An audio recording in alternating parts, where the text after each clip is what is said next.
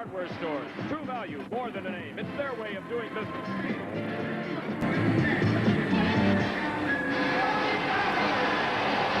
Everybody, I'm Howard Balson with Roy Leonard, inviting you to join us on the Chicago Sting Soccer Bowl Express. Tonight, the Central Division champion Sting is in Montreal to open the best 2 out of 3 quarterfinal round series against a tough Montreal Manic, runners-up to the Cosmos in the Eastern Division. But Roy, tonight the Chicago Sting, for the first time this season, will have to go into the game without its 2 star forwards. It's going to be tough tonight.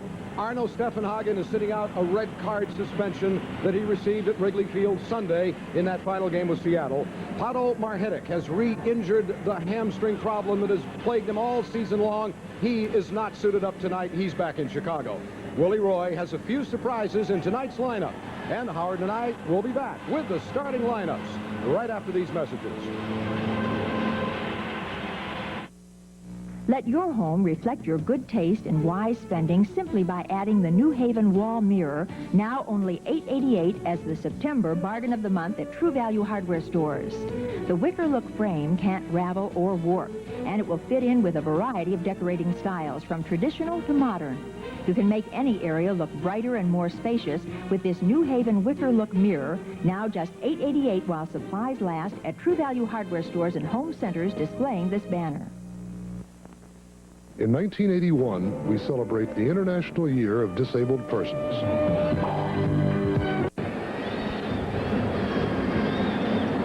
The starting lineups for the Chicago Sting. In goal, number 22, Dieter Ferner.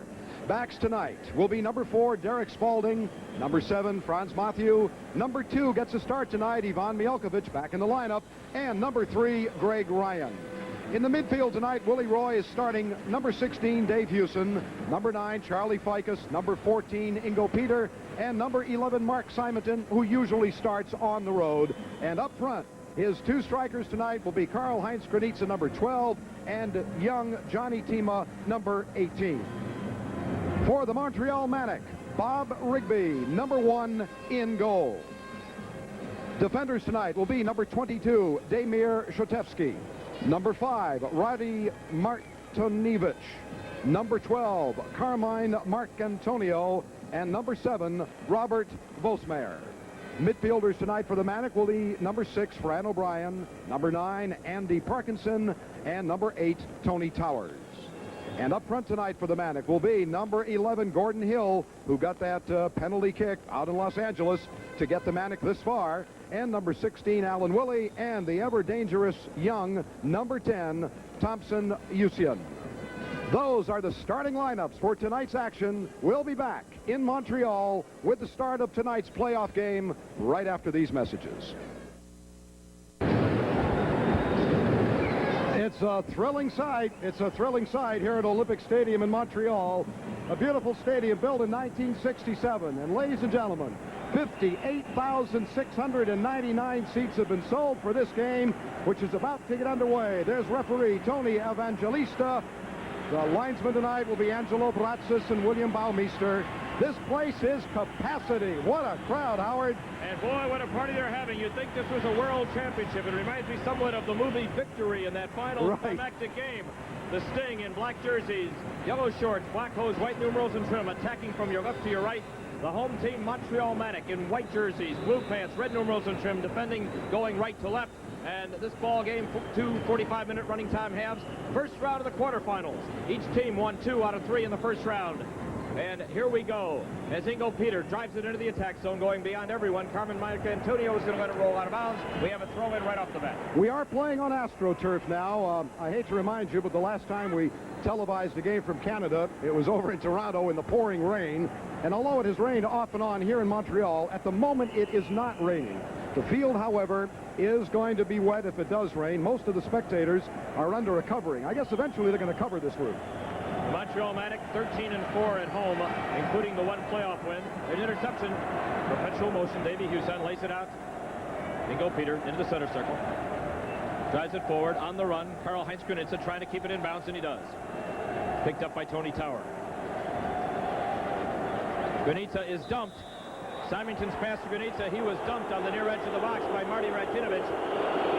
Now Martinovic's job will be guarding Granitza all night long. All right, watch this now. Tony Evangelista saw it as Carl really took a shot, and he was very slow in getting up. There he goes. All right, the wall is set up now. Those Manic players have to be at least 10 feet away from the ball. Karl-Heinz Granitza will take the direct free kick. He has plunked in 9 direct free kicks this year. However, this is at a very, very bad angle. It's right at the near corner of the box. 4-man wall for the Manic. Karl-Heinz drives it. It is deflected right back to Rigby. Deflected off the wall, back to Rigby, and out to Martinovic. It was right on. There's Carl in the famous left foot. He didn't get it up quite high enough. And, of course, the deflection caused Rigby to be able to make the stop. Montreal on the attack. Ball comes back. Gordie Hill, former Sting player back in 1975, their leading scorer this year. Goes to Andy Parkinson, back to Hill, intercepted by Huson to Ingo Peter, coming over the 35-yard line, tries to go to Tima, broken up by Montreal. With the ball, Fran O'Brien. He is dumped by Charlie Ficus. We're going to have a direct kick for Montreal. Fran O'Brien goes down, tripped up by Ficus. Evangelista, the referee tonight, is cautioning a number of players right at the start of the game. He wants to make this as good a soccer game as possible. Let's play soccer, and let's not try to injure each other. And let's not try to get too physical. Ball goes into the box. Taken back by Montreal. Broken up by Matthew and driven up to Karl Granitza. Takes a shove from the back by Roddy Martinovic. The referee sees it. Martinovic is playing with a fractured jaw. He got that jaw in Los Angeles, where the Montreal Manic defeated Los Angeles in the rubber game of their series. Chicago on the attack, and down goes Johnny Tima. Evangelista says play on. And Thompson Usian from Nigeria carries the ball over the midfield stripe. Beats Granitza. Davey Huson picks him up. Usian taps it off the foot of Greg Ryan out of bounds. We're going to have a throw in for Montreal outside the Sting 35. This Usian is a fabulous player. He set all sorts of college records at Appalachian State University. Long drive, but to nobody but Dieter Ferner. The Sting's road record this year, including the one playoff loss at Seattle, which you saw, of course, right here on Channel 9, brings their road record to 10-7. A very, very good road record.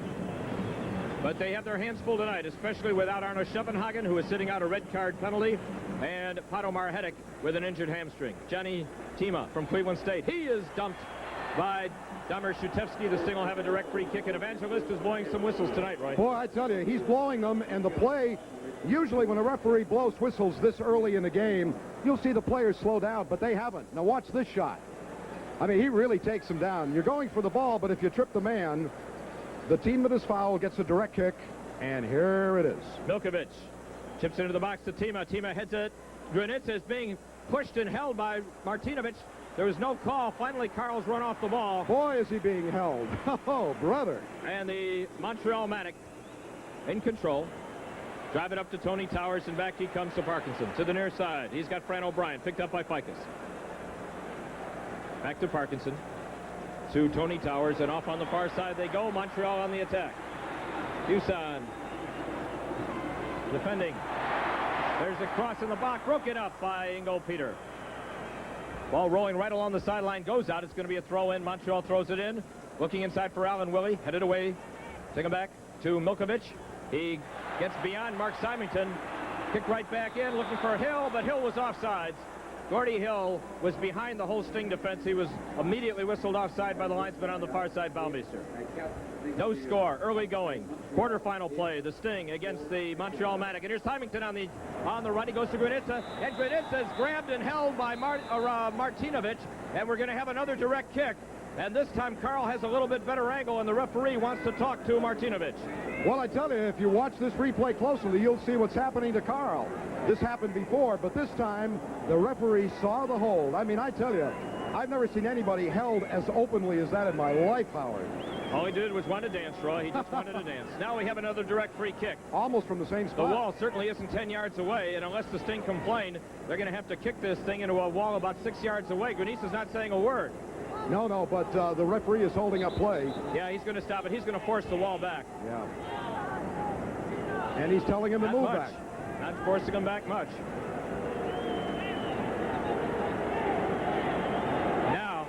Now it's a little bit better.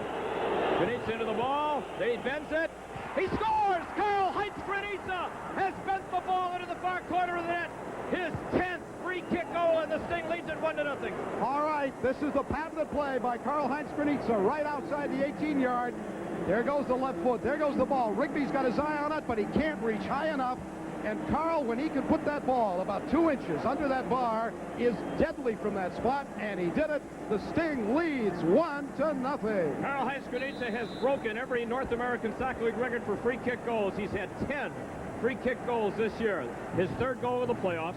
And now with the Sting leading 1-0, the ball gets beyond Alan Willie, and Ivan Milkovic getting his first start in quite a while. Brings the ball upfield. Johnny Tima slips and falls down. The AstroTurf is damp. It has been raining here all afternoon. A very, very light mist now, but it really has made the AstroTurf damp. And now Tony Towers on the run, picked up by Milkovic. Chips it into the box. They are looking for Gordon Hill on the near side. Hill trying to keep it in bounds. Can't do it. And the whistle blows. Let's see how they rule it. Yep, we're going to get it. Throw in, Derek Spalding. He goes to Ingo Peter. Sting leading at 1-0 on a free kick by Karl-Heinz Granitza.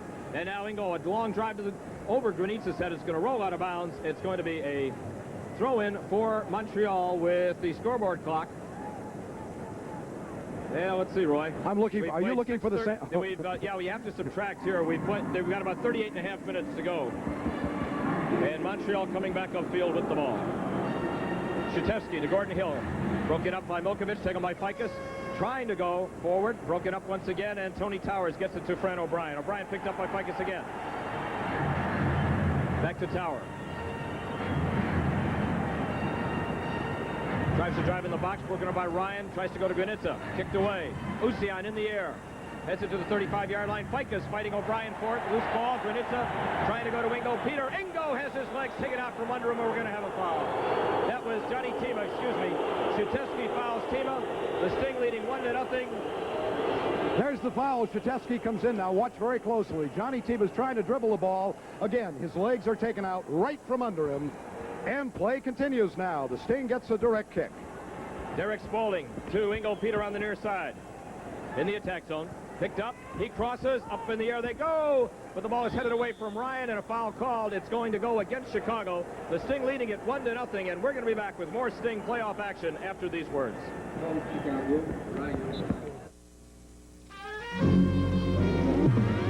Against the Montreal Manic gives the Sting a direct free kick at the top of the box. Sting leading it by a score of 1-0, and we have played almost 9 minutes here of the first half. And for those of you who have just joined us, not only do we lead 1-0, but it's a wide open game. The Sting has not let the AstroTurf bother them tonight, Howard. They're controlling the ball much better than they did in those games with Seattle. Tremendous difference between this and the Seattle game. And again, this place holds 58,699 people. There are very few empty seats. We've been told that every seat was sold. Every seat has been sold. A few empty seats for people who maybe they're out getting a little refreshment. It's been a warm day in Montreal. Tremendous pregame ceremony with fireworks and flag waving and music. I mean, this is really something. Mark Symington on the interception.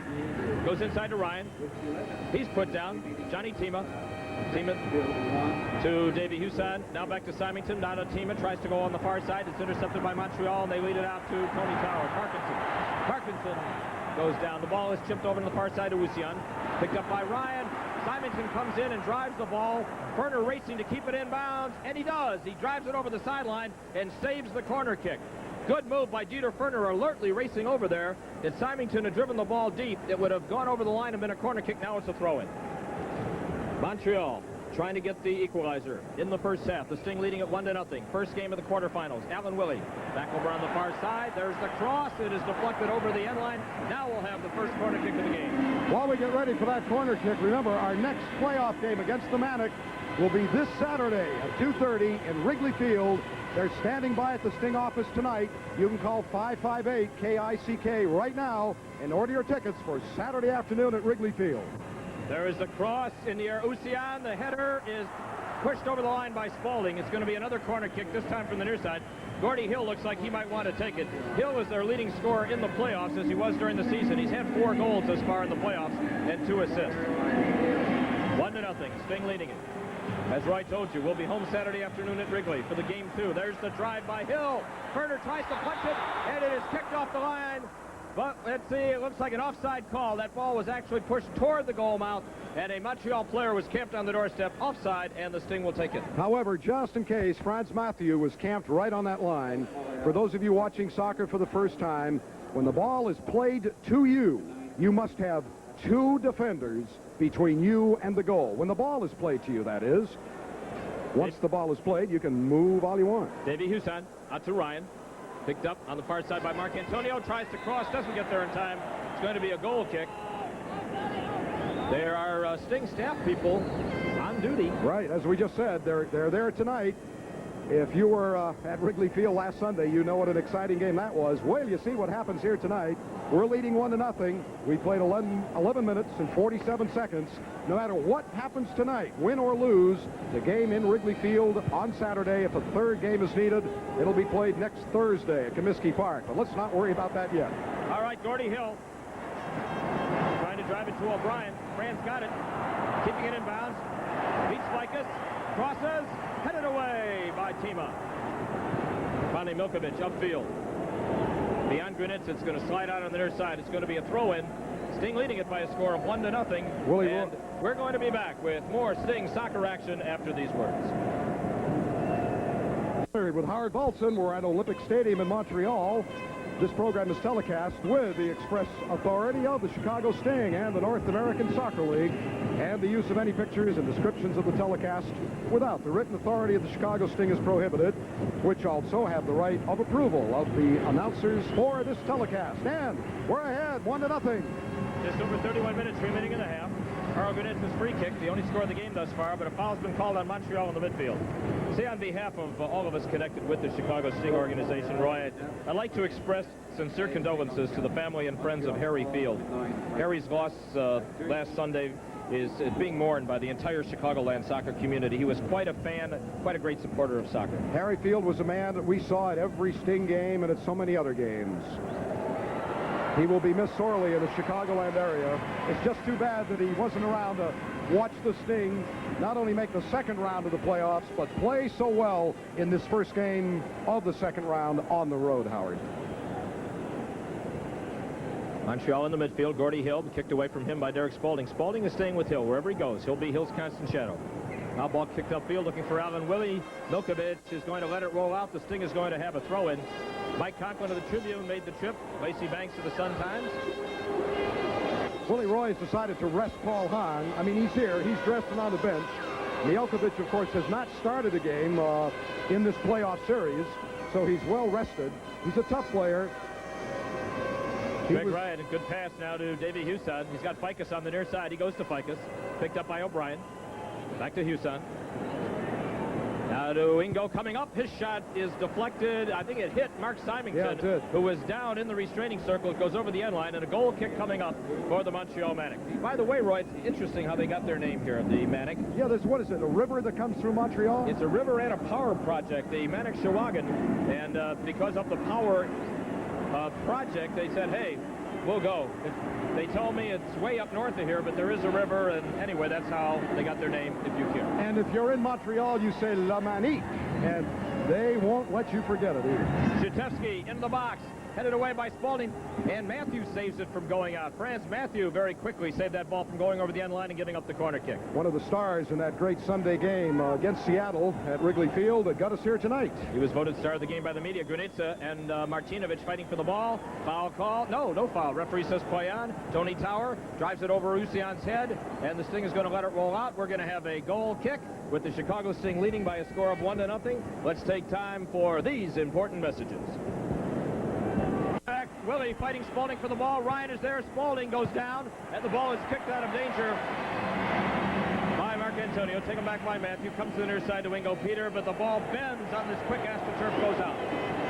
Sports fans, immediately following tonight's soccer game, stay tuned now. More exciting action. The Cubs will be taking on the San Diego Padres. And don't miss the Sox.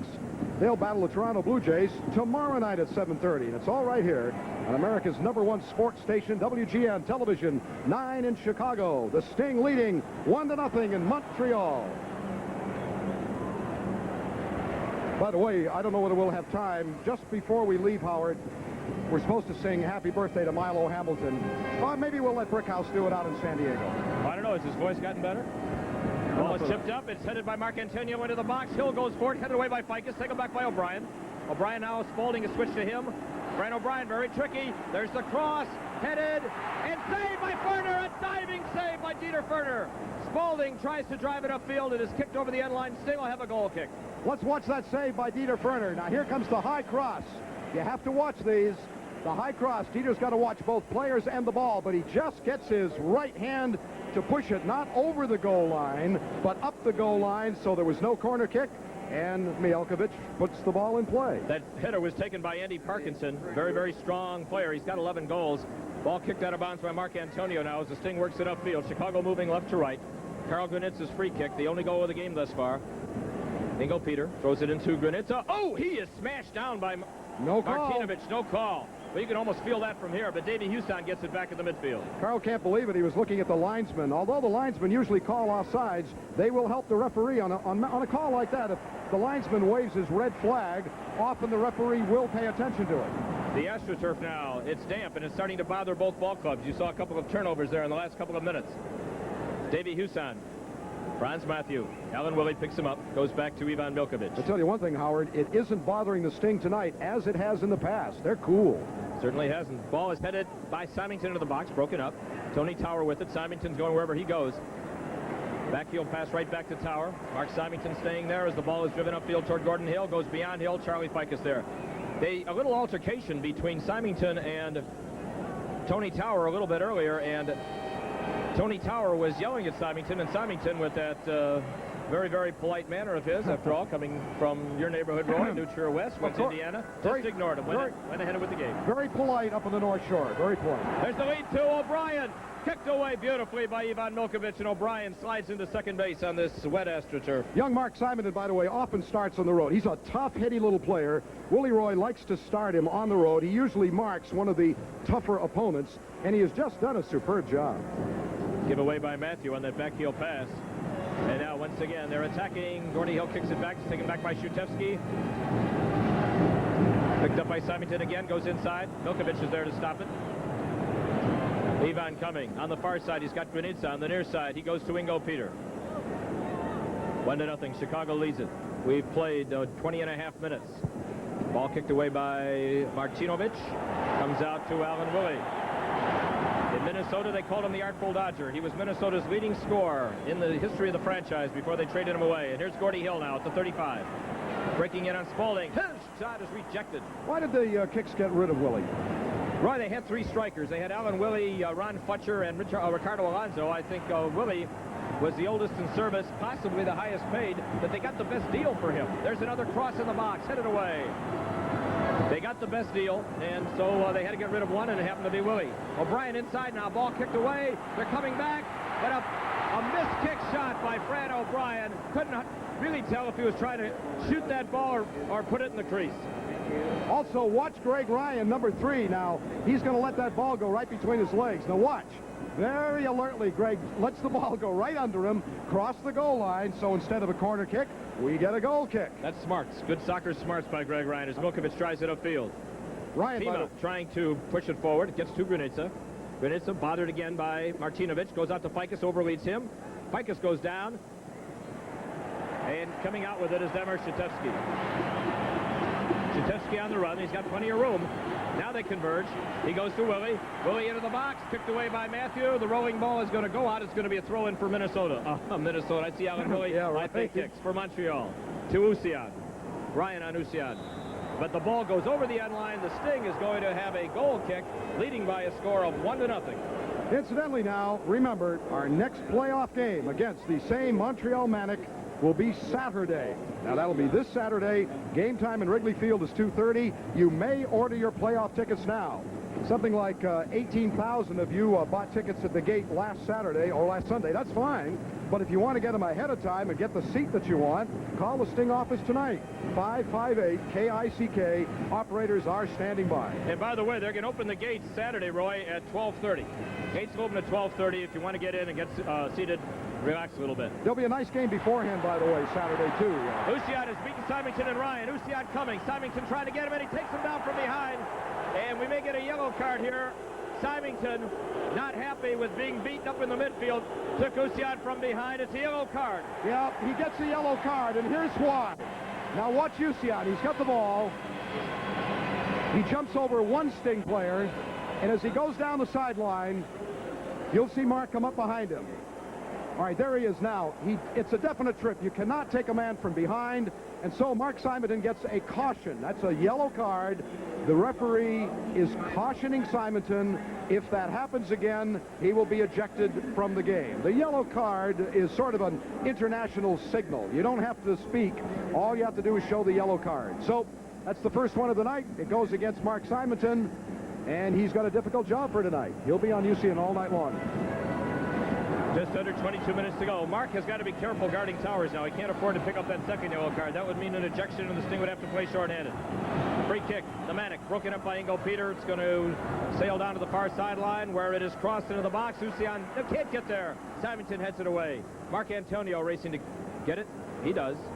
Just outside the 35, into the box it goes again. He's offside. He's offside. But an offside call coming up against Andy Parkinson, breaking in from the far side. He got behind the defense before that ball was passed, and the Sting will have a direct free kick. Very few fans at a soccer game ever agree with a linesman and his offside calls, but the linesman follows the play of action. He's always the last man.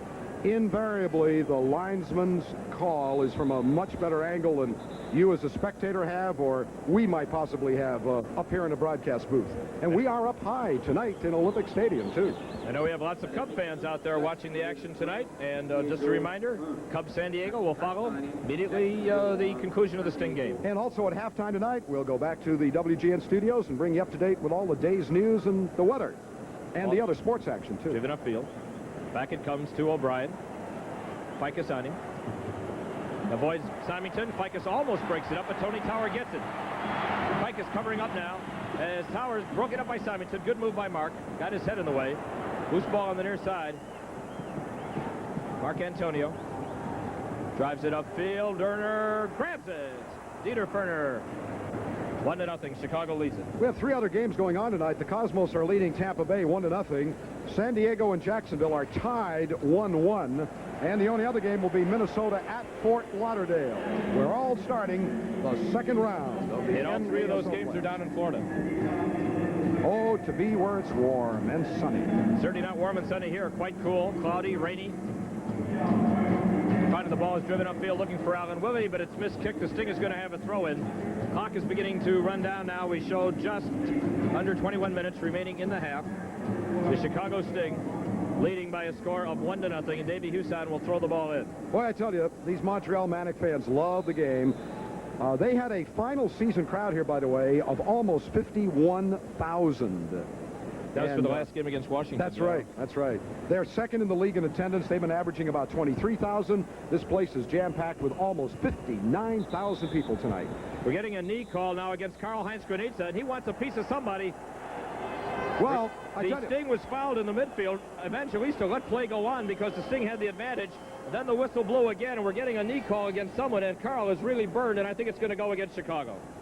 We might be able to see it. We might be able to see it. Here's a replay of the action.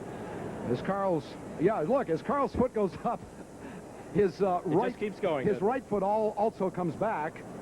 And of course, the Manic doesn't like that. There's a little pushing and shoving, and the referee comes over and says, "Boys, let's play soccer." You're watching it on WGN TV, Channel 9, Chicago, America's #1 sports station. Granitza Ingo Peter gets away from Tony Tower. Ingo drives a long one. He scored! It went in! An unbelievable shot by Ingo Peter. Oh, what a Incredible shot from outside the 35-yard line. Ingo Peter has given the Sting a 2-0 lead. Watch it. Rigby never knew that ball was coming, and Ingo has one of the fastest shots in the league.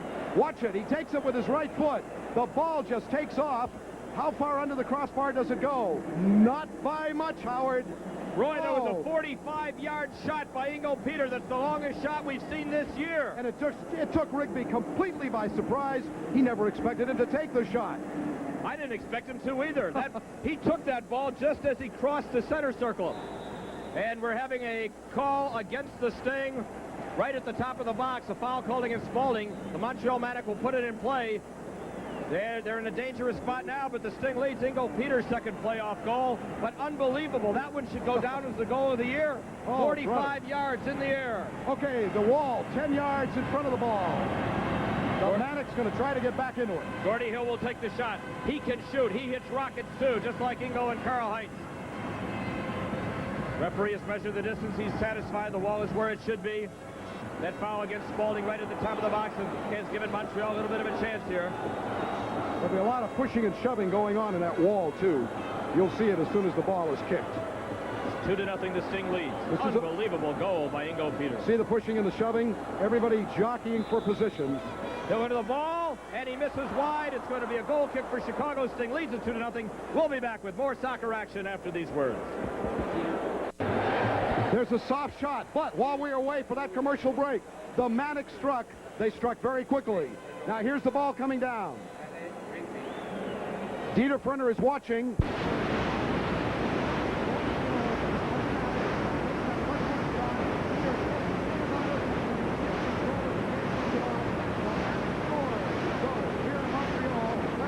We have 16, check that. We have 16 minutes left in the period. O'Brien going inside to Willie. Right off the ball, gets it back, gives it to Hill, drives it to the far side. Ferner punches it away. He had Parkinson driving in. It was defensive failure. Yeah. The Chicago Sting defense went to sleep, and they left Gordie Hill unmarked, and you just don't do that. And now Ryan on the steal. Yeah, 2-1, Chicago leads it. You could see on the replay, Hill was standing there, and there was absolutely nobody around him, and all he had to do was get the ball by Dieter. Actually, Dieter almost got that ball. I think his hand just touched it. There's a foul called as Ingo Peter is held from behind. Andy Parkinson getting nailed with the foul. The Sting will have a free kick just outside the 35. 2-1, Chicago leads. Free kick by Granitza and a 45-yard blast by Ingo Peter. I tell you, that goal by Ingo Peter. I hope we can show that to you again sometime. Ingo into the ball. He drives it toward Granitza. Ball gets by and just misses wide to the far side. Granitza went for it, couldn't get there, and it just skipped off. Channel 9 is going to bring you today's best music in an exciting encore presentation of the Solid Gold Country Salute. Mickey Gilley, Johnny Lee, Charlie Rich, Roger Miller, a lot of other superstars. That's Saturday night at 11:30, a Solid Gold Country Salute right here on Channel 9, where we're watching exciting soccer action with baseball, the Cubs, and San Diego right after this game. 2-1, Sting leads it, first round of the quarterfinals. Sting will be home Saturday afternoon to take on Montreal at Wrigley Field. 558 KICK. Montreal Manic back on the attack. Ball is chipped up forward, broken up by Davey Hewson. Taken back by Alan Willie. The ball slides out. Let's see how they rule it. It's going to go to the Montreal Manic. Willie will throw it in. I love it. You couldn't see the linesman. I love the way the linesman will raise his flag straight up, but then he doesn't signify which way it's going until he looks at the referee, like maybe he isn't sure. Foul on Mark Symington is given a free kick to Montreal at the 35-yard line. Mark Antonio puts it in play. They go to Bossmeyer. There is the cross. It's over everyone's head. Parkinson goes down. The crowd would like to see a penalty, but there was none. He goes down. Throw in Chicago. Sting leads it 2-1. Derek didn't touch him. And we'll be back with more soccer action after these words. It's a great night for soccer in Montreal. There are almost 59,000 fans here at Olympic Stadium. And, of course, whenever the visiting team kicks the ball back to their own goalie, the hoots and the cheers and the whistles. But what an exciting soccer game. The Sting leading 2-1. We played 32 and a half minutes, and we've got some exciting action tonight. I'm Roy Leonard. Here's Howard Balson. Give and go with Fran O'Brien. Dumps it over to Tony Tower. Off on the far side to Parkinson. Picked up by Ryan. Very talented player, Parkinson. Ryan has his hands full. Gets around him. Left-footed cross coming toward Hill. Headed by Matthew to the end line. Recrossed by Hill. Nobody there, however, but Greg Ryan. He drives it back to the 35. Kicked away by Symington. Bossmeyer circles under it. He's going to let it roll out. Throw in. Coming up for Montreal. You mentioned the talent on this team. That Parkinson, you know, he was 18 years of age when he started playing soccer. In that year, he got 21 goals when he was only 18 years old. Gordie Hill. Spaulding on him. Drives one. It bends. Pushed away. And the return right along the goal mouth by Parkinson. Finally kicked out by Spaulding. Gordie Hill bent that ball to the far side. In fact, watch the ball. There's the curve. Goes right across the goal and then across the goal again. And the clock has stopped as referee. Roy, we got a real problem here. Tony Towers is down, and Mark Symington was being yelled at. Now, Mark has already picked up one yellow card, and the referee came very close, I think. They are asking the referee Evangelista to kick Symington out of the game. However, he has made no motion to give him the card. No. But I think he's told Mark if he so much as says boo from here on in. He's gone. Yeah, Evangelista, the referee, has cautioned a number of players early in the game. And as you say, Howard, Mark already has one yellow card. This Tony Towers, a British player. He's played with numerous British teams. Young 29-year-old man. But there's Mark. What else can the guy do? He's playing tough. That's the way he always plays. But, of course, in the game of soccer, when you play tough and when you play close, you do stand the chance of, in some cases, as in this case with Tony Towers, putting the man down. However, Towers gets up. Mark did not get a yellow card, but there will be a direct kick by the Montreal Manic as we have played about 24 minutes. Hall drives it. Ferner watches it sail over the bar. It's going to be a goal kick for the Chicago Sting, leading 2-1. And we'll be back with more soccer action after these messages.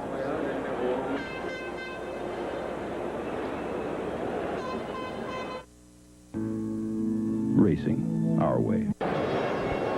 Another direct free kick as he was upended. He drives it. This one will be too high, though. Carl got too much underneath it. Went over the bar. He had already scored one of those tonight. That time a little bit too much oomph. Yeah, for those of you who might not have been with us for the entire game, Karl-Heinz Granitza at 5 minutes and 10 seconds put one of those patented direct kicks right under the crossbar. And then Ingo Peter at 25-36, a tremendous shot from, I think you said you thought it was about 45 yards out. Yeah, Rigby didn't even know the ball was coming. But then, of course, Gordon Hill was left unmarked. Put in a nice goal for the Manic. They try to go to Granitza. Martinovic, or Boschmeyer in the way. But Carl gets a bit of a shot off, and Rigby got it. Moments earlier, Granitza was having some words with Roddy Martinovic, and Martinovic pointed at him in that menacing fashion. Granitza just picked up his arms and shrugged and walked away, and Martinovic kept on shrugging or pointing, so it may very well be that there's going to be a flare-up. We'll have to watch that closely. Martinovic is a Yugoslavian player. He was on their national team, played in Yugoslavia on a first division team. He and Karl-Heinz Granitza, one of the interesting matchups tonight here in Montreal. 2-1, the Sting leads. A good tackle by Charlie Ficus. Goes to Derek Spalding, drives it ahead to Ingo Peter. Or did I miscall it again? You bet. That's Johnny Tima from Cleveland State. There's the cross. Granitza in the track. Oh, it's pushed away by Rigby, and he dumps Granitza. Referee says play on. Rigby very cleverly came down on Granitza's shoulder and dumped him as he pushed that ball away. Now Fran O'Brien off on the far side he goes. Intercepted by Davey Huson. Oh, look at that. Huson totally upended. We're going to have a free kick, and Huson now wants a piece of Mark Antonio. Well, you know what Dave Huson is saying, look, if you're going to trip me, that's one thing, but don't bring up your knee. That's what made Dave angry. And he's trying to tell the referee, he's saying, all right, in fact, let's watch it right now, and you can see. This is why Dave Huson is so angry. Not only did he get tripped up, but he grabbed his leg. He sure did. He grabbed his left leg, and we can see it in the replay, and sure, Dave is upset. He's trying to tell the referee, Tony Evangelista, what's going on. And Evangelista, of course, is warning Dave Huson, I will run the game. And, of course, what Dave, and you do forget this on the field, you forget the referee can't see everything. And, of course, he cannot call what he doesn't see. Just over 8 minutes remaining in the first half. Sting leading at 2-1. Free kick coming up for Chicago. Willie Roy immediately sprang off the Chicago Sting bench. Very fast, he sprang off the This has become a very, very physical ball game, Roy. Oh, listen, a lot of hitting going on out there. Don't go away. News at halftime, and then 45 exciting minutes of soccer action, and then you Cub fans can watch your Cubbies out in San Diego. Ivan Milkovic will take the free kick. Put in the attack zone, head away by Boschmeyer. Coming right back out to Milkovic. Drives it up in the air, high in the circle. Symington there. Push it up. Symington tried to get it to Tima, pushed away from him, taken back by Symington, tries to lay it out to Tima, and an offside call because Greg Ryan was coming up from the far side, and he was offsides at the time the ball was passed. Now, don't forget, fans, we have a playoff game against the same Montreal Manic. It'll be at Wrigley Field. It'll be Saturday afternoon at 2:30, and the playoff tickets are available. In fact, they're manning the phones in the Sting office downtown tonight. Just call 558-KICK. You can order your tickets over the telephone. You know what's happening here tonight? Imagine what it's going to be like in Wrigley Field on Saturday afternoon. Can you believe, Roy, that this is already September? you know, pretty soon we'll have the Blackhawks playing, the Bulls playing, in the Chicago Sting indoor. Isn't that something? I tell you, it's when you stop and think of it for just a moment. And the way things are going, the World Series may not wind up until the second week in November. So. Unbelievable. They may wind up just about the time this thing is starting. Carl's got another direct. Granitza Waving things back. Wants to make sure everything is right. He drives it into the box. Ryan is there. Oh, he miskicked it. Ryan broke through the wall. Took that good pass from Ganitza, but he miskicked it, went over the bar. And or are they going to call, look, now it's going to be a goal kick or an offside. Looks like they're going to call Ryan offside. Oh, yeah. Now, they say he made his break too early. Yeah, here's what happens. In soccer, if you are even with the defensive team, you are considered offside. You must be a half a step, a quarter step towards the ball when the ball is played to you. As they say, even is off. 2-1 Chicago. We have just over 5.5 minutes remaining to play in the half. A lot of Sting fans made the trip up here. Nikki Norton, her daughter Mary, her son Scott made the long haul to watch the Sting in action. You folks can watch it in nice comfort in your living room right here on Channel 9. Off on the far side, Parkinson pushes it forward to Martinovic. Drives it into the zone. Goes over Hill's head on this AstroTurf. Fike is fighting for it. Tries to go up front, kicked away by Parkinson to Gordy Hill. He's got O'Brien on the near side. Tips it up instead. It's in the box. Parkinson, but kicked away off of Franz Matthew. They're going to give him a corner kick. Franz, I think, has got a good complaint, Roy. He said he kicked it, but it hit Parkinson before it went out. Referee didn't see it that way. There's the play. Here comes the corner kick. The corner kick is punched away by Ferner. Boy, did he punch it away. It's going to be a throw-in for Montreal on the far side. Hill will throw it in. Broken up by Matthew. Goes to Ingo Peter. Bosmeyer intercepts. Here comes the Sting once again. Huson breaking upfield. They go to Granitza. Beautiful one-touch pass to Huson. Coming in now on Martinovic. Huson slows things down. Goes back to Karl-Heinz Granitza. He's got Antonio to beat. He tries to cross, kicked away by Szutewski to Bosmeyer. Didn't get the ball quite in front of John Tima. He was trying to hit Tima. He hoped that Tima would break. Actually, John did break, but Carl's pass came back. Throw in for Chicago on a missed kick ball by Bosmeyer. Huson to Ficus. Charlie, who got the big winning goal against Seattle in that rubber game back in Chicago with the ball. He's got Hill on him. I'll check that. That's O'Brien. Tries to go inside. Broken up. Taken by Usian. We got 5 minutes left. About 5 minutes here in Montreal, and then halftime. News for those of you back in Chicago, and then 45 more minutes. And it's... Boy, did you catch that one as Parkinson drove the ball all the way back to the goalkeeper, Rigby. Yeah. Rigby, by the way, is the brother of gymnast Kathy Rigby. One of the premier goalies in the North American Soccer League. What is it, 7, 8 years now, I think? Yeah, he's been around as long as I can remember. Now Bosmeyer. On the far side he goes to Martinovic. Sting leading at 2-1. We have just over 4 minutes to go in the half. They go to Tony Tower. They try to go inside, but the ball slides by Bosmeyer over the end line. It's going to be a goal kick. Rigby, 7 years. In fact, he has a lifetime goals against average of only 1.66. Philadelphia in the early 70s, played a season with the Cosmos, went out to Los Angeles, then back with Philadelphia. That's where this Montreal franchise came from. These are the old Philadelphia Fury, now settled in Montreal, and they love their soccer up here. And they're a whole lot better ball club, too. The header by Ficus is going to be captured by Montreal. Szutewski has it. Montreal moving from your right to your left. Fran O'Brien. Fine little Irish playmaker. Drives it off on the far side. Manic is coming. Inside goes Mark Antonio. There's the cross. Ryan is going to cut it off, and he does.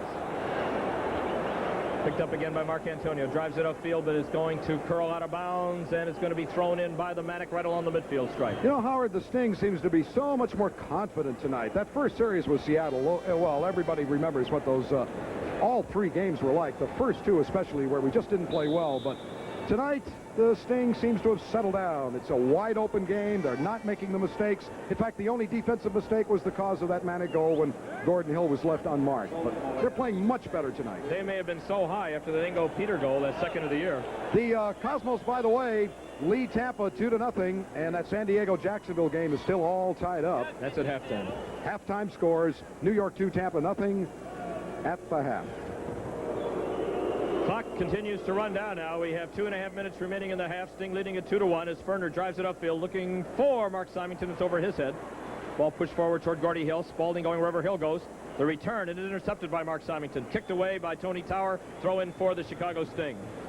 Derek Spalding says, hey, I'll take that throw in. You guys move up. There's Scotty, as he is called. Of course, Chicago got to the quarterfinal round, beating Seattle 3-2 twice. Sandwiched around a loss 2-0 in Seattle. Those two games were home games. Montreal had to do a little bit harder. They won the first game here in Montreal, lost the second game in Los Angeles, and then had to win the third game on a penalty kick by Hill in overtime. Grenitza fighting for it. It's around Ficus, and Vossmeyer brings it out. There's a lot of pushing and shoving going on in that front line tonight, I'll tell you. This is O'Brien moving across the midfield stripe. Picked up by Husson. Tries to go inside to Willie. Kicked away. Ficus is there. To Mark Symington. Minute and a half to go in the half. Symington with the ball. Tries to lay it to Johnny Tima. Intercepted by Tony Tower. To Gordie Hill. Tower continues his run up the near side as Hill takes it. Trying to get through two. Goes to Tower. Johnny Tima picks up Tower. Tower off on the far side. Art Parkinson. The ball is headed high in the air. Matthew is there. He kicks it back over the 35. Herman Marcantonio with it. Back over to Parkinson on the far side. Just over a minute to go. Ball kicked back upfield. It's going to slide past Fran O'Brien. How are they going to rule it? The linesman is saying it touched the Chicago foot. However, the referee is going to go along with them. They're giving it to the Montreal Manic. O'Brien brings it in. Headed away by Matthew to Ficus and now to Johnny Tima. He can't control it. Ball is pushed back to Hill. Scissor kicks it toward Ucian. Tries the shot. Misses wide. Ball is going to be given to Chicago for the goal kick. And we have 40 seconds left in the half. And, of course, with only 45 seconds left in the half, Dieter Ferner is not going to hurry. He puts the ball down, and Mielkovic kicks it way up to Dave Hewson. Davey on the run. Perpetual motion. Moving with 28 seconds remaining in the half. Davey taking it to the far side of the box. Broken up, and Vossmeyer is able to get it. And the referee is calling it a foul against Hewson in the box. Now there's only 4 seconds. Check that. 14 seconds remaining in the half. 2-1. Chicago leads it. Two great goals. If we're a little confused on the time, this is about the only stadium in the country where they keep the running time rather than the time that is remaining. So we have to sort of figure everything out again. Matthew back to Dieter Ferner. Clock shows no time left. There it is. All right, fans, that's it. The first 45 minutes of soccer action. I'm Roy Leonard with Howard Balson. We're here in Montreal at the Olympic Stadium. And the Sting leads at halftime 2-1. We'll be back with 45 more minutes of exciting soccer action. After these messages, watch John Drury and the part of the Chicago crowd here at Olympic Stadium. I'm Roy Leonard with Howard Balson. Now that you know what's going on in the news, let's watch Karl-Heinz Grenitza put the Sting ahead with just about 5 minutes gone in the game. That patented direct kick right under the outstretched arms of Bob Rigby. The Sting was then leading 1-0. That was our first goal. And then later in the first half. I don't believe. This is the one that's hard to believe. Ingo Peter from about 45 yards out. Nobody expected him to take a shot. Here he is, just outside the center circle. Right. Look at that ball roll. Now, when he hits that line, that is 45 yards away. And there that's it goes. Exactly 45 yards out. He boots the ball. Look at Rigby. He doesn't even think the ball's coming. And suddenly he realizes it, but when he jumps, it's too late.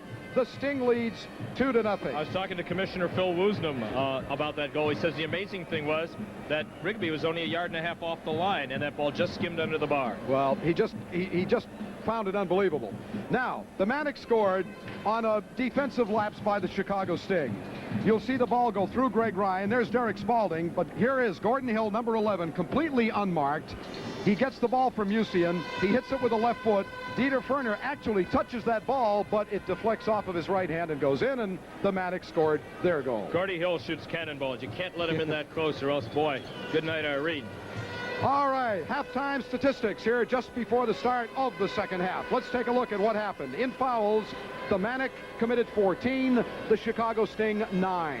There were 3 corner shots for Montreal, none for the Sting. Each team took 8 shots. The Manic stopped 2, Dieter Ferner stopped 1, 2 offsides for Montreal, 1 for the Sting. The official tonight is Tony Evangelista. He's had a tough job in the first half. He blows the whistle, and we're underway. Montreal kicking off, moving now from your left to your right. 45 minutes of action left, Sting leading 2-1.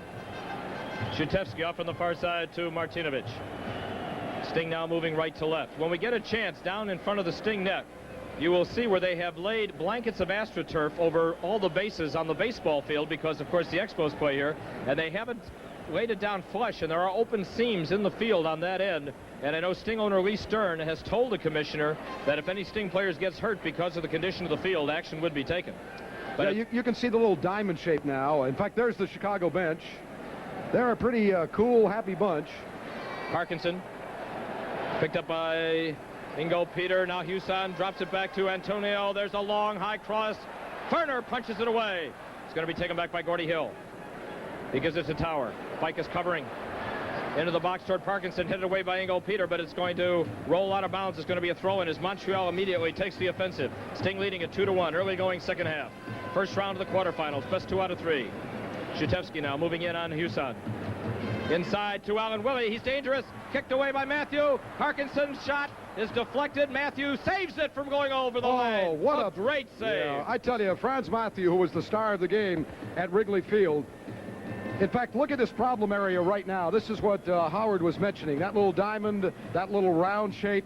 That's the pitcher's mound, by the way, that diamond shape. Carmen Marcantonio crosses to the far side, headed over by Spaulding. Ball is going to roll. Let's see who last touched it as it goes over the end line. I think Derek may have got his head on it. Yes, he did. And the Manics, Gordie Hill, will take the corner kick. And he's going to do it fairly quickly, too. They're not going to wait for anything. Here's the kick. There's the cross. Ferner in the track. He punched it off the line. Scissor kicked away from Davey Huson. Taken back by Shutevsky. Gunetza challenging. As Montreal's control the ball. Thus far, for the entire half. There's the cross by Martinovich. Loose ball picked out by Ryan. Greg is hammered as he taps it back to the 35. Antonio now over to Hill. Broken up nicely by Derek Spaulding. Sting is all bunched there in front of that 18-yard line. They're not spread out as they were. That's dangerous. When they start falling back defensively like that, that's when all disasters happen. What we did in the first half of the game was to spread out. There was plenty of room to pass. Remember the Sting playing this game without Hunter Steffenhagen or Pato Marhetic. Neither one made the trip. Pato is hurt. Arnold serving out a red card. There's a cross headed to the near side by Ryan. Huson is there. Oh, he has it kicked away by Parkinson. Controlling in the corner. That ball must roll totally over the line before it's ruled out of bounds. There's a throw-in. High one. In the air they go. Matthew heads it back. Taken back, but a foul call, a pushing off foul called against Usian is going to give the Sting a free kick. See how they're all bunched up? That's what I was talking about a minute ago, Howard. 1, 2, 3, 4, 5. You can see 6 Sting players. How is Greg Ryan going to pass to anybody? Nobody's free. Ryan trying to keep the ball in bounds. He does. Weissman is letting it go. Here's Ryan on the attack. He's got Tima to the near side. Look for an open man. Gets it away from one. Ryan goes to Tima to Granitza. Tries to go back to Tima. It's kicked away. Milkovich coming up.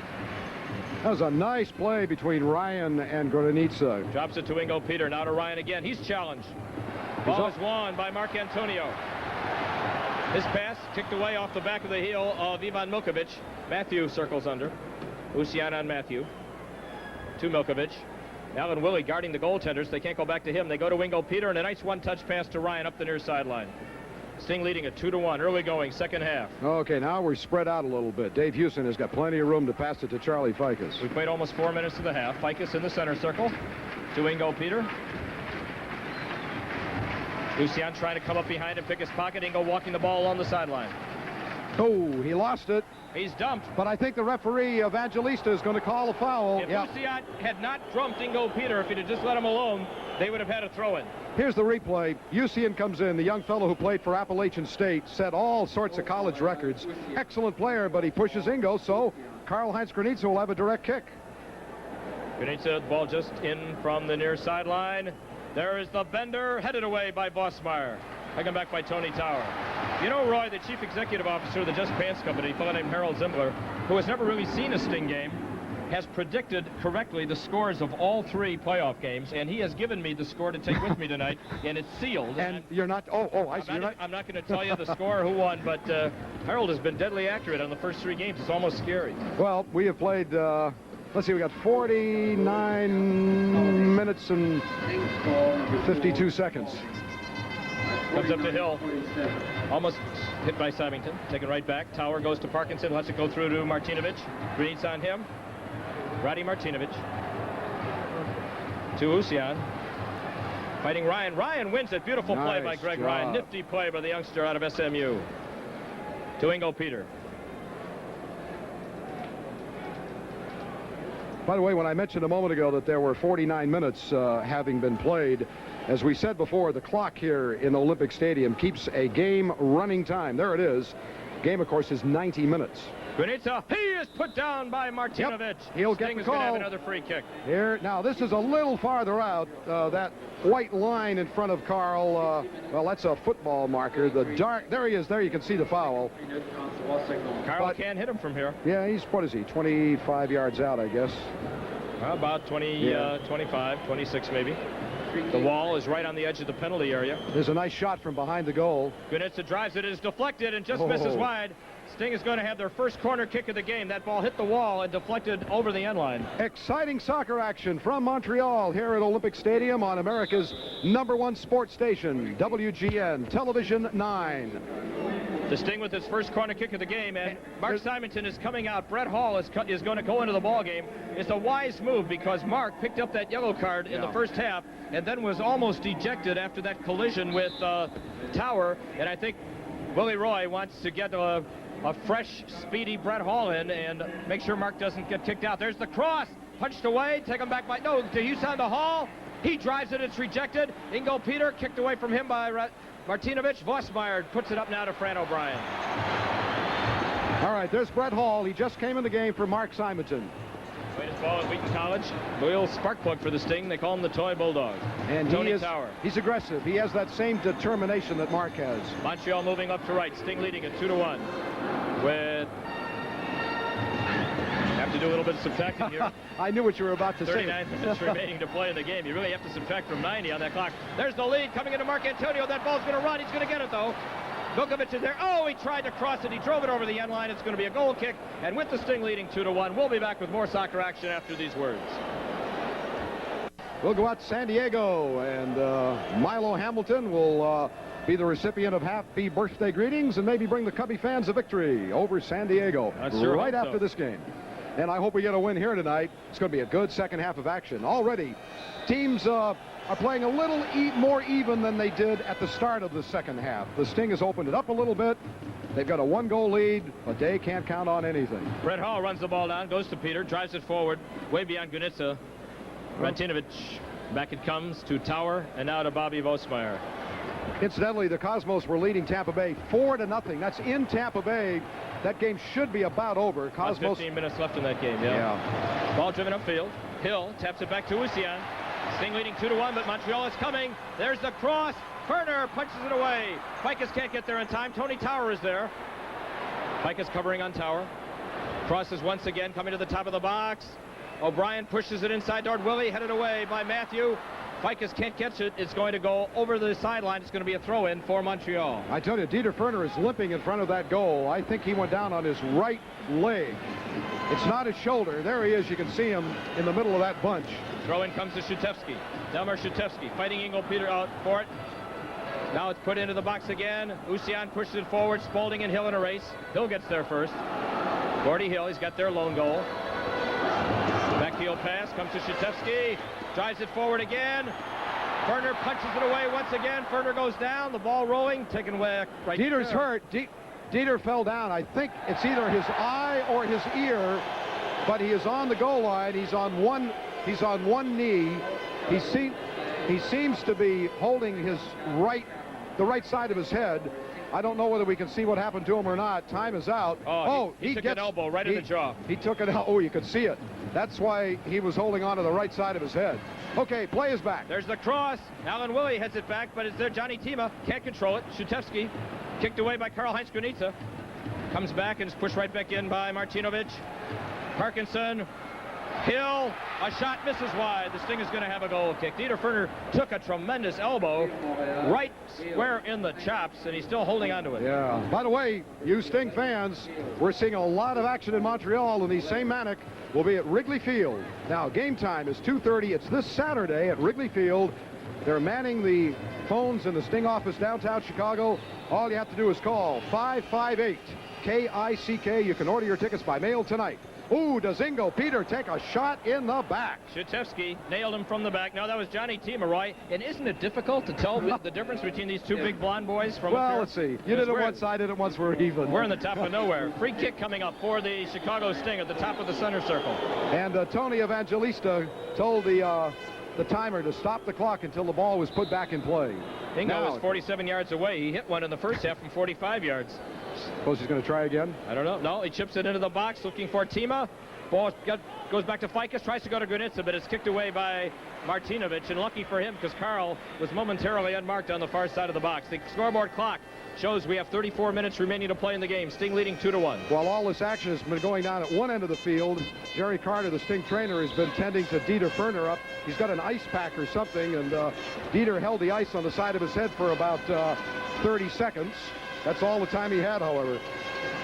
Ball is pushed forward to Tony Tower, looking for Hill, keeps it himself, but a foul called on Hall, and now Tower is waving angrily at Brett Hall. Drives it to the near side to Roddy Martinovic. It won't bother Brett at all. No. He's tough. In fact, if he doesn't have his contacts in, he won't even have seen it. Ball coming out to Alan Willie, top of the box, Matthew on him, back to O'Brien, there's the cross, and it's going to roll down deep. Hill trying to keep it in bounds, and he does.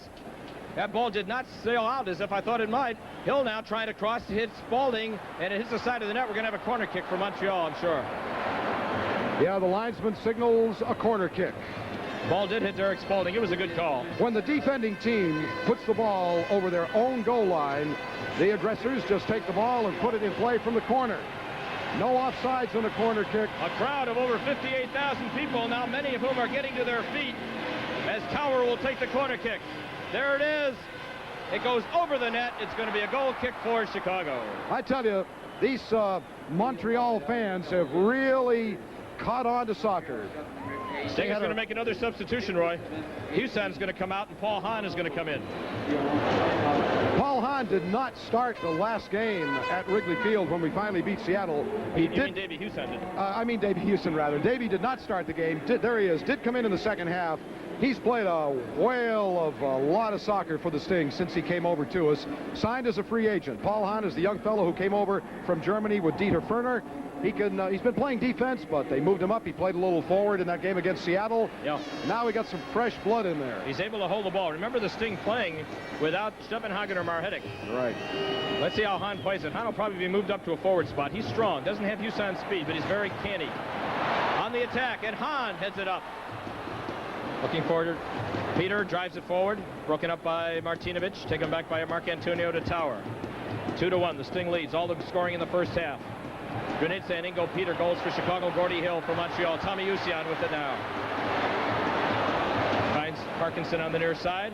Picked up by Hahn. A fresh ball. Hahn goes into Usian. Top of the box. Out he comes to Shatevsky. Back to Parkinson. Over Ingo Peter's head. Ferner in the air. He grabs it. And with the Chicago Sting leading the Montreal Manic by a score of 2-1, Ferner flips it up.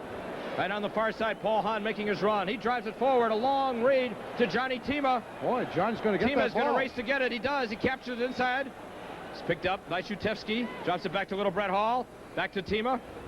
Tima almost taken away, and it is, but it's kicked between his legs by Shatevsky. The Sting will have it thrown. That was quite a long ball by Paul Hahn. It goes to Ficus.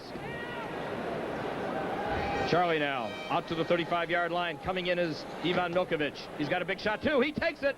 It is grabbed by Rigby. I tell you, Rigby had to move for that one, too. Again, it's similar to that shot that Ingo Peter took in the first half from about 45 yards out. 31 minutes remaining to play in the ballgame.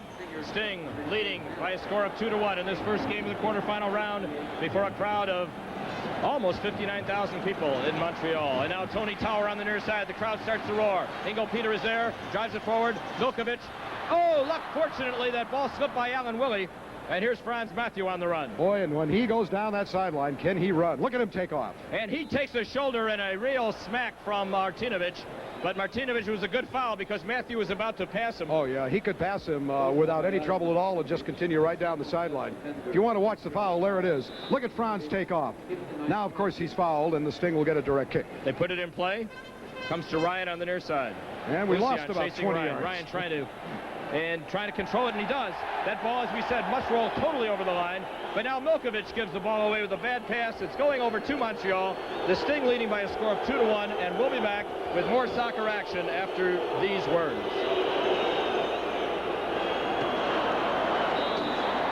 In the penalty area, Tony Towers kicks out a pass meant for Paul Hahn.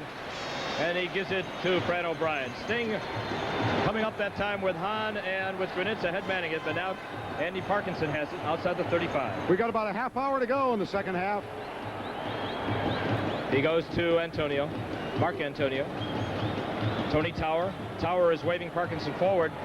Plays it out to Mark Antonio. Brett Hall is switching off men with Ingo Peter. Ingo picks up Mark Antonio, goes back to Tower. Hahn on Tower. Now off on the far side is Shatevsky. Tries the shot right at Dieter Ferner. It gets through him! It gets through him! The Manic had tied it up! That ball hit that little bit of raised edge right at the pitcher's mound, and it skipped through Dieter Ferner. Well, that's what Coach Willie Roy and owner Lee Stern said they were afraid of. Now, let's watch the ball very carefully. The ball is coming up. You'll see the shot taken. Now, let's see. Here comes the ball. It hits that little edge. It bounces up. Dieter can't control it. This is what the Sting was afraid of. And the game is now tied up 2-2. And boy, these 58,699 fans are yelling their heads off. Here's the bounce again. Now watch it. The ball bounces as it hits that corner edge. Dieter can't control it. Of course, we were shooting at the same goal in the first half, and I am sure that's what the argument would be if there were any. But the flags are waving, the fireworks are going off, and the confetti is flowing at Olympic Stadium in Montreal as the Manic have tied it up 2-2. But we've still got 28 minutes of exciting soccer action to go. Right after this game, we'll take you out to San Diego, and you Cub fans can watch the Cubs and the Padres on America's #1 sports station, WGN. A freak Television goal 9. by Montreal. We told you earlier about that raised edge of carpeting on the pitcher's mound, and now you saw what happened. And maybe Shatevsky played it perfectly. Maybe he meant to do it. At any rate, they're coming back on the attack now. Let's hope the Sting doesn't lose their composure. Fran O'Brien at the 35-yard line. A lot of the crowd on its feet. It goes in the box, headed away from Alan Willie. Milkovic is there to Ingo Peter. Drives it back upfield, looking for Granitza, but Shatevsky in the track. Goes to Tower. I tell you, we can't have those long passes, because if we do, we're going to lose the ball, which is what happened to us with the Seattle team. And we haven't done it too much tonight. Ryan's header. Settle the ball Taken down. by Ingo Peter. Tries to go forward to Hall. Ingo gets it back. Chips it off to the far side, but there's nobody there. Ingo, where were you going, guy? There's nobody over there. Even our bench is on the other side of the field. We're tied at 2. Just over 26 minutes remaining in the ball game. Shatevsky, he's the one who got the equalizer. Pushes it forward to Alan Willie. Willie with a little bit of room. On the far side, he goes to Hill. Ficus on Hill. There's the cross. Parkinson is there. He leaves it. A shot, Mark Antonio to Hill. He hits the post. Gordie Hill hit the post, and the Sting says he was offsides anyway. Well, the lineman says no. The lineman didn't raise his flag, but there's the shot, and there he is, all alone. Boy, I don't know how he couldn't be offside. There wasn't a black and yellow jersey anywhere near him. And on WGN, Television 9, exciting sports action on America's #1 sports station. I'm Roy Leonard with Howard Balson. We're at Olympic Stadium in Montreal, and it's all tied up. That ball is headed over the line by Vosmeyer. Sting will have a throw-in. Sting had a 2-0 lead, but a goal by Gordie Hill in the first half, and then a rolling goal by Shatevsky that hit a raised piece of AstroTurf and skipped off of Dieter Ferner's shoulder, has tied the game. And now Vosmeyer on the far side of the box. Boy, I don't know how it sounds down there in the field, but we can hardly hear ourselves up here in the broadcast booth. A huge crowd, as we have mentioned, almost 59,000 people watching the Manic in the first of a 3-game series. Throw in for Chicago, deep in the Montreal zone.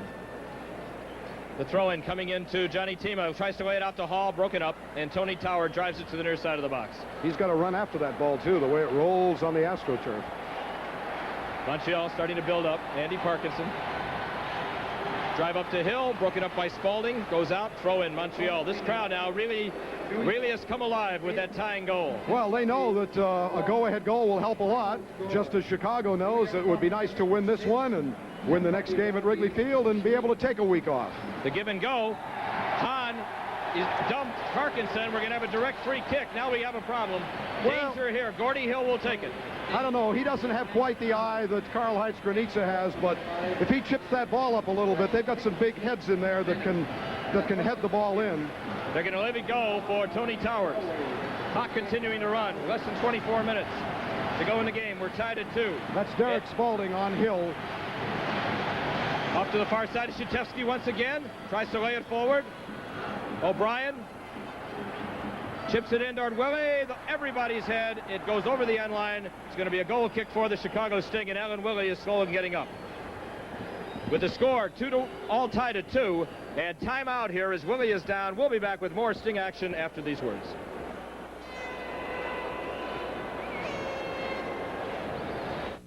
Of 58,500, they've got 42 more than seating capacity. Now here's that foul to Hill.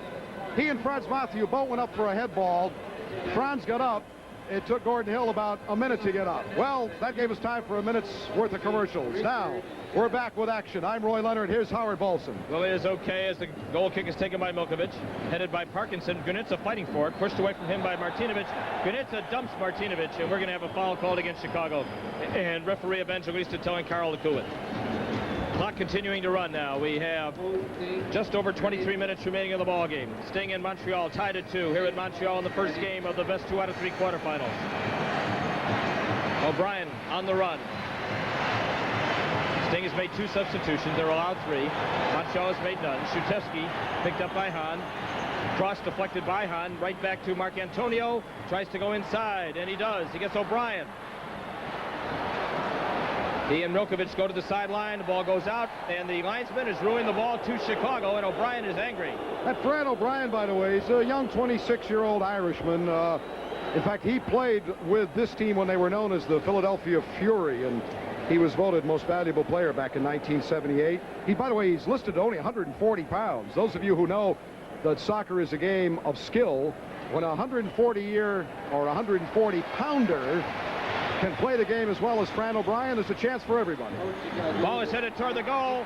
Spalding hits it over the far side of the post, and we're going to have a corner kick, and Tony Tower will take it.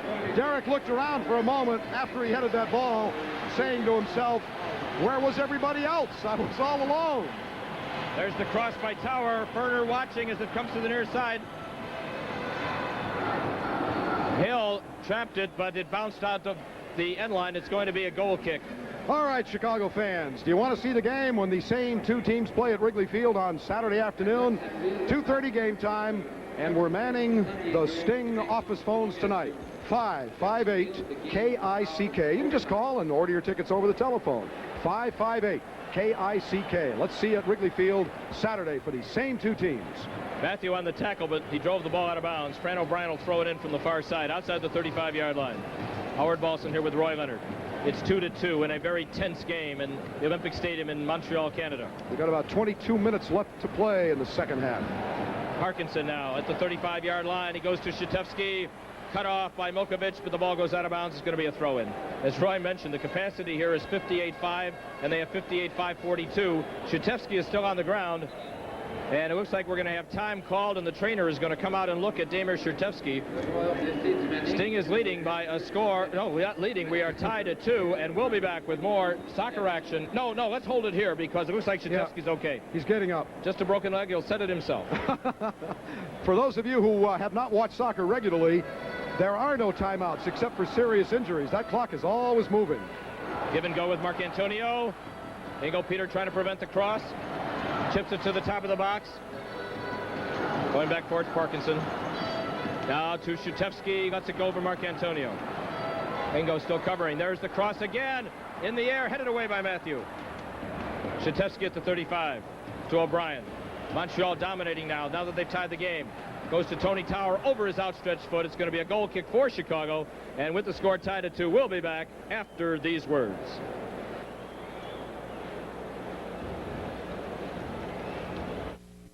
Montreal attacking. We're tied at 2. The throw-in from the far side comes to Gordie Hill. Picked up by Spalding. Crosses looking for Roussillon. Hits it high in the air. Ferner punches it to Ryan. And Ryan pushes it, but we're going to have a foul called.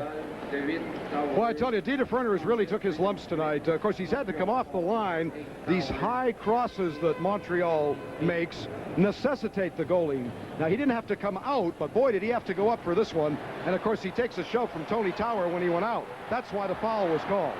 Usian trying to cross it, and it's Milkovic, goes over the end line. We're going to have a corner kick coming up. As Montreal, after getting the tying goal on a fluke by Shutevsky, has really taken the play away from Chicago and is spending the better part of the last few minutes down here at the Chicago end to your right. We just have not been able to get the ball out of our zone. We've been able to kick it out of danger, but not get it to a Chicago Sting player. We really start to feel the loss of Schevenhagen and Marhetic now. Sure. Here's the corner. Here's Carmen Marcantonio to Shutevsky. The cross headed over the bar by Hahn. It's going to be another corner kick. Tony Tower, who just went into Dieter Ferner while we were away for that commercial break, he took a real shot in midfield. One thing that we do get in soccer is retaliation. Sometimes it is done subtly, sometimes not so subtly. But there's going to be a lot of retaliation in the next 20 minutes, Ollie. There's the cross again by Marcantonio. Ferner punches it again over the line. It's going to be another corner kick. And we have less than 17 minutes remaining to play in the game. All tied at 2. Marcantonio. Another cross. Matthew heads it outside the box. Hill and Tower. Hill runs it down. Of course, we had everybody in the box. The only person that could have received that header or that pass was Karl-Heinz Granitza. Everybody's in the box defending against these corner kicks. We're tied at 2 on the AstroTurf at Montreal. Tony Tower will throw it in. It's coming into Alan Willie. Chaps it. Broken up. Taken back by Willie. Ficus fights for it. Willie gets it again. Oh, he tried to go inside. Headed away by Milkovic. Matthew is there. Goes to Ficus. Sting clearing the zone. Now to Matthew. Ficus.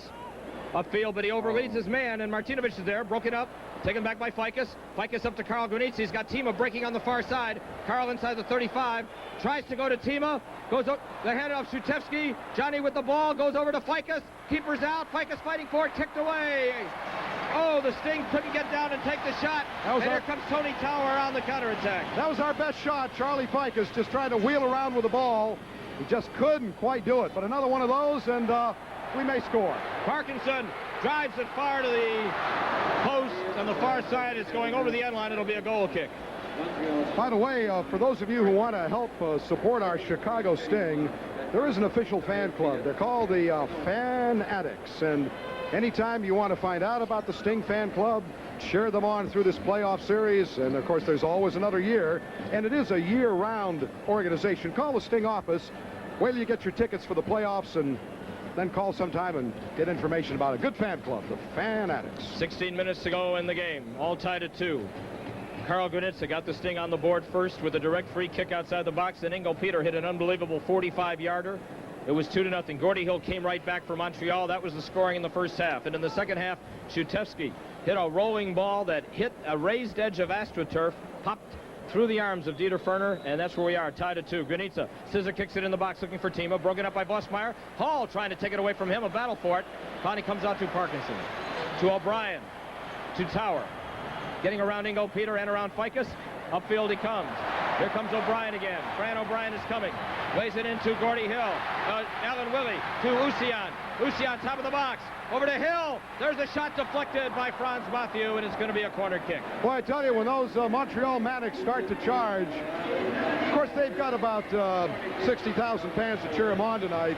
They are playing exceptionally well here, having tied the score. All they want is that go-ahead goal. No matter what happens tonight, there are 2 more games. This is a best 2 out of 3, second round of the North American Soccer League playoffs. They're very tough at home, Roy. 13-4 is their home record this year. Tony Tower, there's the cross, headed away by Ryan.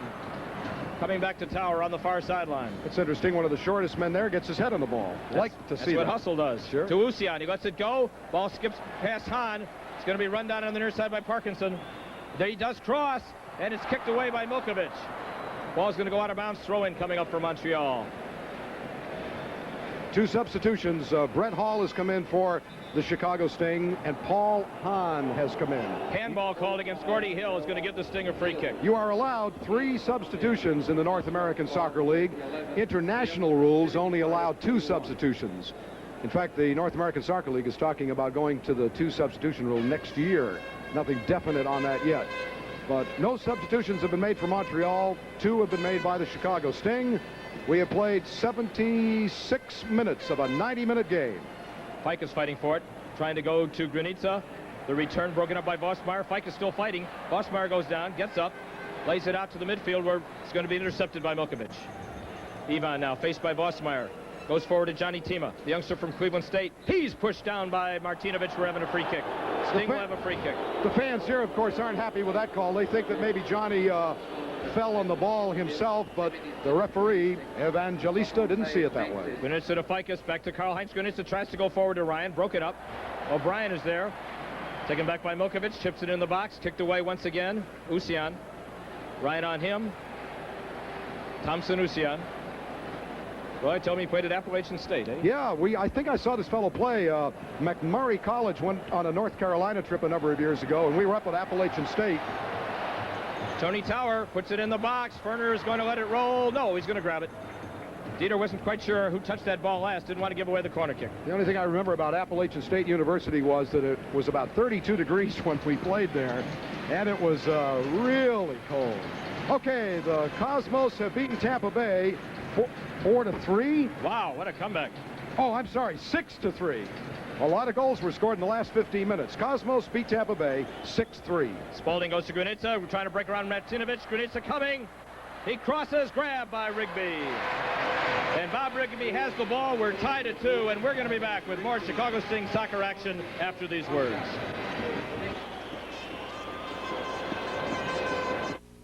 Know what's on this train? Maybe that Cosmos score, they beat Tampa Bay 6-3. Here comes once again the attack. There's a drive, Ferner in the track. He grabs it. And a shot on the return and a score. Ferner couldn't hold on to the ball. And I don't think they're going to allow it, or are they?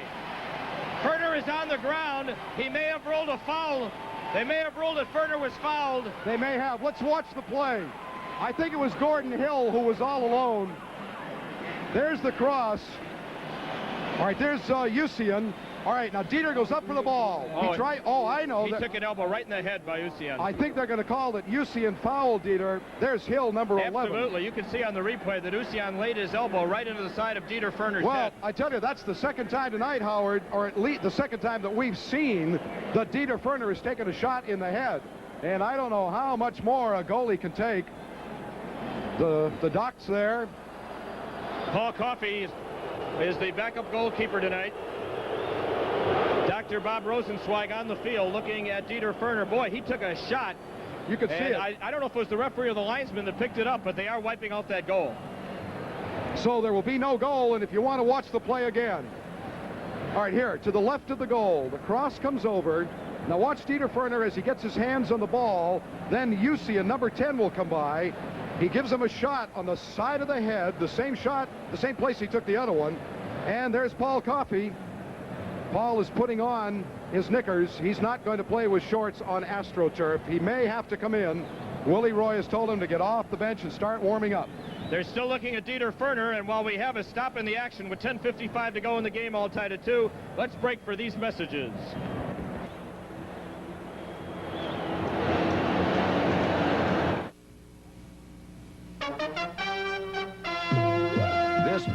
Done admirable work in the goal, especially when Dieter Ferner was injured about 5 weeks ago. Now, Dieter Ferner has taken a tremendous shot in the head, not the first of the night, but there's the crowd around Dieter Ferner now. You can see the doctor. Here's how Dieter Ferner was injured. He tries to stop this high cross. He gets his hands on the ball. Usian, number 10, comes in. Greg Ryan is playing catch-up, but Dieter takes a shot. He is being helped off the field now towards the dressing room. Frankly, Dieter is walking off. There he is. He's walking very slowly. Jerry Carter, the trainer, is on one side. Willie Steinmuller, our equipment manager, is on the other side as Dieter Ferner slowly goes into the dressing room. And there's Paul Coffey. He's telling his players, come on, let's go. I want to win this game. You want to win this game. I'll do my job in the goal. You do the job down on the field, and there they go, Howard. All right, Vossmeyer back to the goalkeeper. The Sting has made their third and final substitution. Montreal Manic has yet to substitute, and we have less than 11 minutes to go now in the ball game. And the linesman had raised his flag to call a foul against Johnny Tima, and they're going to give the ball to Montreal for a free kick in the midfield far side. Speaking of ball games, you Cubby fans stand by. The minute the Sting game is over here in Montreal, we're going out to San Diego, and you'll see the Cubs and San Diego right here on Channel 9. Alan Willie for Montreal. Drops it back to Tower. He brings it up to O'Brien.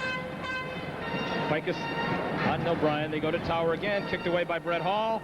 Hall fighting to keep it in bounds. Pushed it through the legs of Tower, but there is Carmen Marcantonio. Ficus fighting. And now Hall drives it back upfield, but out of bounds. And they're going to give it to Montreal. Looking up at that old scoreboard clock, and we see that less than 10 minutes to go now. All tied at 2. A crowd, overcapacity crowd of 58,542. Marcantonio fighting Granitza. Marcantonio comes up with it, goes to Bosmeyer, off to the far side to Shutevsky. Gets around Ingo Peter. Shutevsky has the equalizer. We got it in the second half. Tries to push it forward, kicked away by Hahn, taken back by Ingo. Lays it out to Greg Ryan. Shutevsky on him. Chips it off to the far side, and once again, for the second time tonight, a Sting player has passed to the far side, and there's been nobody there. I wonder if they expect somebody on the right side to run down. I can't imagine why they passed over there, except that there's somebody with a yellow rain slicker, but I don't think... Well, there's a couple of ball boys in yellow, but... I don't think you could misinterpret them as Sting players. Bosmeyer comes out to O'Brien. There is the cross. Parkinson in the air, heads it forward, kicked away by Ficus. Granitza in the midfield, over his head. They're fighting for it. The loose ball, Granitza still fighting for it. Martinovich's pass broken up by Franz Matthew. Oh, he avoids a kick by Andy Parkinson. Referee is going to stop play, however, give the Sting a free kick. A Brad free kick. Take him back.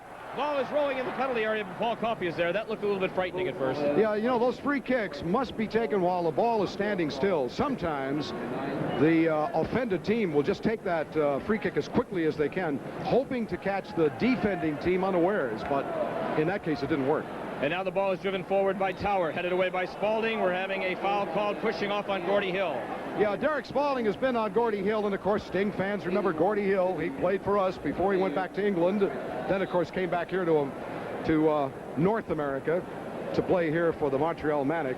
He and Derek have had a good tug-of-war all night. It's been a nice matchup, though. It's been a good one. We're tied at 2 with just over 8 minutes remaining as Ryan goes up to Brett Hall on the near side. He's got Johnny Team up the center. Granitza on the far side. Brett Hall in the box. He beats his man. Across. Oh, Tima couldn't get down on the shot. Brett Hall set up a beautiful cross. Johnny Tima missed it. Okay, let's see if we can watch that. Here's Brett Hall. He's trying to outfake his man. He goes one way. He goes the other way. Finally, he sees an opening, so he crosses it in the middle. He knows that Johnny Tima should be there. Johnny just can't get his foot on the ball. It came so close. Boy, I tell you, that was a close one. Here's another final in overtime tonight. Jacksonville won 2-0. They beat San Diego. Jacksonville 2, San Diego 1. That's the final. Earlier tonight, the Cosmos beat Tampa 6-3. Here in Montreal, it's all tied up 2-2. And we've only got about... Here's Granitza coming in. Keeper's out. No, they've called him offsides. Watch Granitza's expression now. Look at that. He was ruled offsides as the ball came in. Let's take another look, hopefully, and see if we can judge for ourselves. Boy, Carl doesn't think he was offside. Let's see. There's Mielkovic. He gave the high cross. Johnny Tima circling under it. Ball hit Tima. Of course, now from this camera angle, we're behind the net. The linesman is standing right along the side. By the way, it was a beautiful shot by Carl. So Sting has had 2 good opportunities, and a beautiful tackle by Hall. Haven't been able to convert. Hall drives in a field. Johnny Tima on the run. Keeper's out. Johnny drives one toward the goal, and he missed it by an inch. It just missed by inches going off. Carl Granitza, of course, was hoping that maybe he would pass off. However, here's the shot. Brett Hall takes a beautiful pass. All right, here's Tima. All he's got is the goalie to beat. He takes the shot. Oh, it hit Rigby. But they're not giving him a corner kick. That's surprising. I guess they didn't see it. At any rate, Usian is controlling for Montreal. We're tied at 2. Now Montreal with the ball. They try to go inside. It didn't work. The Sting will have a goal kick with the clock showing. that we have just... 8 minutes. No, less than that, Roy. Oh, that's right. 6. All right. A little less than 6 minutes to go, and the Sting has had 3 great chances in the last couple of minutes and hasn't been able to put it in. As Milkovic drives it forward, looking for Grunitza, headed away by Parkinson. Team on the run. Shatevsky gets there first. Puts it out to Martinovic to the near side. Here comes Tower. The crowd starting to get on his feet. Tower crosses. Kicked away by Matthew. Taken right back by Shatevsky. To Parkinson. There's the drive, and he hit the side of the far side of the post. It slid off the end line. It'll be a goal kick. Let's watch that shot, by the way. Right foot, he winds up, goes right off the goalpost. Paul Coffey had his eye on it, but boy, that came awful close. Paul Coffey has just come in for Dieter Ferner, who took a couple of real shots tonight. The final one just put him out of action in goal. Vossmeyer at the 35. Less than 5 minutes to go in the game. We're tied at 2. Tower back to Shatevsky. Ingo Peter covering. They go to Usian. Ryan forcing Usian back to Vossmeyer. Vossmeyer chips it. It's going to the top of the box. Spalding heads it back. Ingo Peter can't get there. He does now. Ingo slides over a man, and Tony Tower comes up as Ingo goes down. And the referee says, no, Ingo, you went under your own power. Here's Alan Willie breaking by. Willie shoots. He scores. Willie has given Montreal a 3-2 lead with just over 4 minutes remaining. Oh, boy, Roy, what a bad break. Boy, I tell you, that was a break for the Montreal Manic. They're going wild. And the clock continues to run. Let's watch the replay. There's Alan Woolley, former Minnesota kick. Now with the Montreal Manic, he's only got 2 men to beat. 1 Sting player and 1 goalie. He shot the ball perfectly. However, the Sting is in the middle of the field arguing with the referee, who has now stopped the clock. And I don't think he's going to take that goal back. No, he's not, Roy. It's going to stand. The crime of it is the Sting had a couple of golden opportunities just moments earlier, and it always comes back to haunt you. Well, for those of you who have been watching the Chicago Sting all year long, don't leave that television set. There's the Chicago bench and Willie Roy. We've scored goals in shorter time than this. In fact, Charlie Ficus has just been fouled, and now the Sting will get a direct kick. 3.5 minutes to go. The Sting had 2 unbelievable, unbelievable, but very good opportunities just moments earlier. They were close. Red Hall's cross. Tima couldn't get down under, and then Johnny Tima missing that shot. We had the keeper beaten. Ball is driven into the box, headed away, taken back by Ryan, pushed back in the box again. Forward to Parkinson on the line. Scissor kicks it away. Willie's going to race for it. Matthew fighting for it. It goes out. It's going to be given to the Chicago Sting to throw in. Grunitza's down. He's up. And now the throw in batted away. Ryan trying to control, but it's kicked over the sideline by Mark Antonio. There's Willie Roy. He's exhorting his players, and he's being also told by there's a standby official in all of these games. It's the standby official that is now telling Willie Roy to sit down. Brett Hall on the run. Vossmeyer trying to beat him. Hall takes it inside. It goes out. It's going to be a corner kick for Chicago. All right. The Sting can store. There's only about 2.5 minutes left in this game. It's 3-2 Montreal. The Sting gets a corner kick. There's a cross. It's in the air. Punched away. And a foul called against against Johnny Tima, and it's going to give a free kick. And now Grunitza is complaining to the referee, and he's grabbed by Ingo Peter. Well, Carl has been really taking a lot of shots. About 30 seconds ago, Carl was down on the AstroTurf. He was unable to move. He finally got up. But, of course, you've got, as we know, a record crowd of 58,542 here at Olympic Stadium cheering the Manic on. We come back to Wrigley Field on Saturday afternoon at 2:30. Ficus goes forward to Ingo Peter, kicked away from him. Grunitza fighting for it, broke it up, taken back by Paul Hunter. He's going to leave it for Ryan. Crosses in the air, they go, headed over the bar by Ingo Peter, and down on the ground is Johnny Tima. All right. Time is stopped, Roy. His team is down. We have 1.5 minutes to go in the ball game. Right after this Chicago Sting game, we'll take you out to San Diego. There's Ryan's cross. Now, watch. Both Ingo Peter and Johnny Tima are there, both trying to get their head in the ball, but it goes over the goal line. You saw Tima being dragged off. He's on the sideline now. And play is continuing. Clock is running. Less than a minute and a half to go in the game. Sting trailing by a score of 3-2. As Brett Hall, trying to intercept the pass and push it up to Hahn, pokes it out on the side. Referee is letting time continue. As Damer, check that, Mark Antonio will throw it in. Sting will have to win the next 2 games back in Chicago, Roy. That's right. We will play. If we lose this game, we'll play at Wrigley Field. On Saturday afternoon, we'll be at Comiskey Park next Thursday night. And you can get your tickets by calling the Sting office. Less than a minute to go. 3-2 Montreal. Tony Tower will throw it in. Oh, now we've got another injured player down. But the clock still runs. The countdown has begun in Montreal. There's the throw in. Ryan heads it upfield. Kept in by Hill. No, it went out. Sting will have a desperation throw in. Spalding. It's intercepted. Goes out of bounds. And let's see if they're going to stop it. No, he's letting the clock continue to run. Willie Roy is screaming at the referee Evangelista. The clock is down to 36 seconds left. They go to Granitza. Puts it high in the top of the box. The shot is pushed forward and grabbed by Rigby as Fikas goes down and Tima goes down. No, Tima's still down. Eagle Peter goes down. Yeah, actually, Tima is still behind the goal line on the ground. You can see him being tended to. That was Eagle Peter who collided with Fikas. Yeah, they were both going for the head 15, ball. 14 seconds left. Willie on the give and go. Gets it back from Mucian, holding the ball.